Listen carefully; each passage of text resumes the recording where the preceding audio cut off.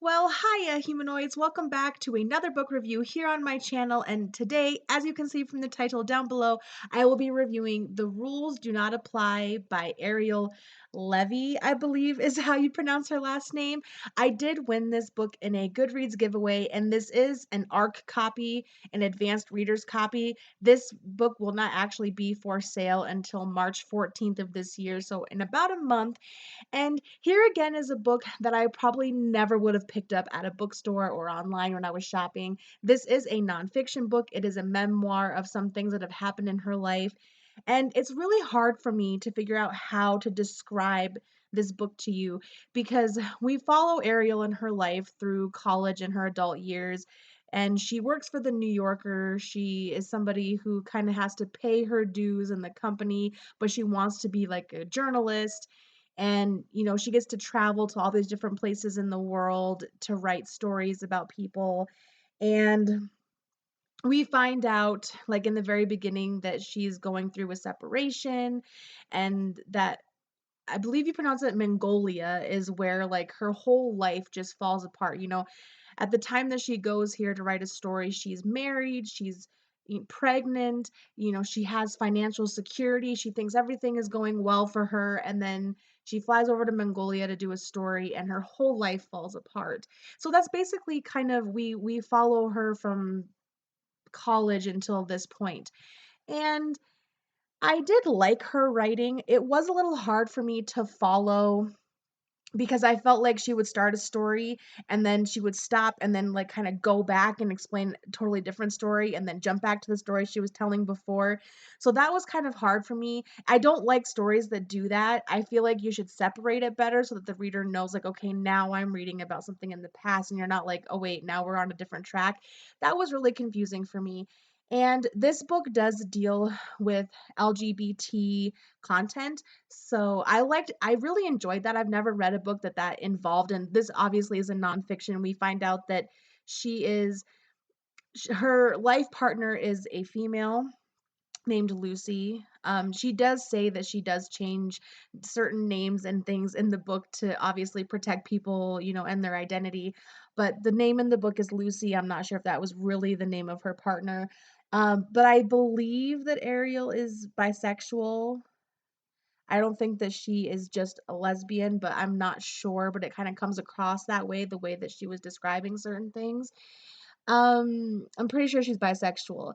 I mean, she's had experiences with men, with females, with transgender. So that was really interesting, and it kind of opened my eyes. And there's times where I'm guessing that she is like a liberal, and like kind of her experiences with conservatives in her job, and how she's sometimes surprised that people don't react the way you think they would, because a lot of bad reactions happen with the LGBT community, and it just kind of makes you think about life. There's some really tragic things that happen to her. I guess I don't want to spoil it for those of you who want to read the story, but something really, really tragic happens, and she also is really honest about some of the things that she did.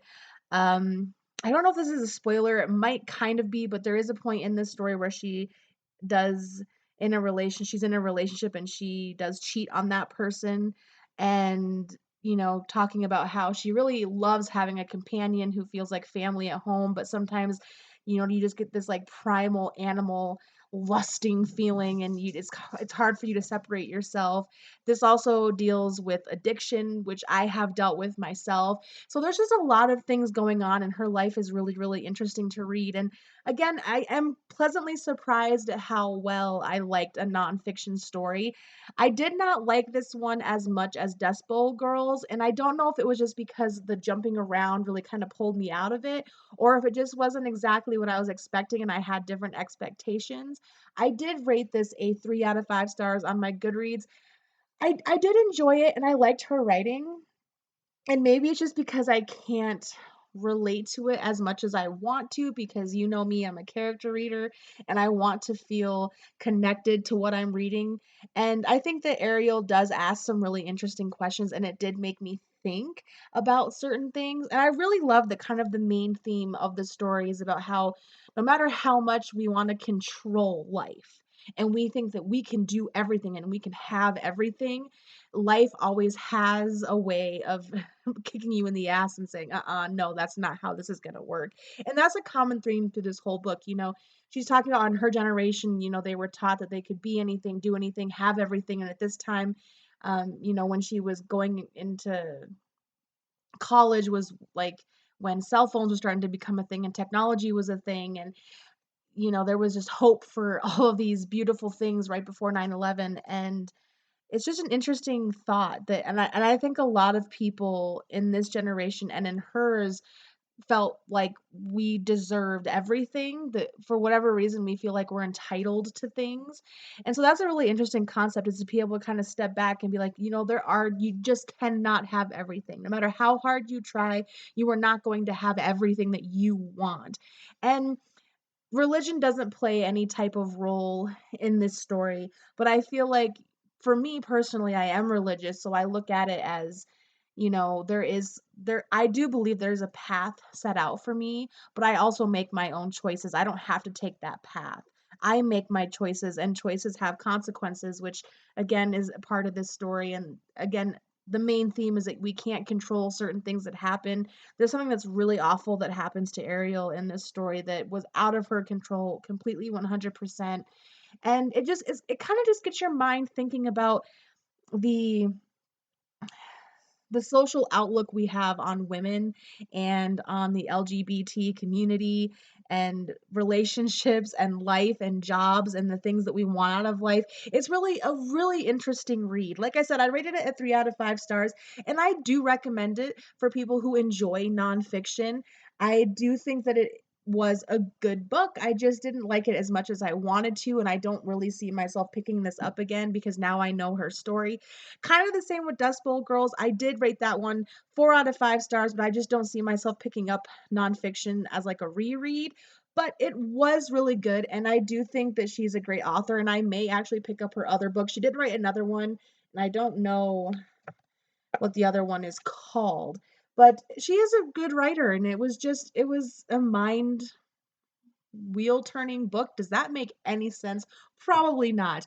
So, yeah, good book.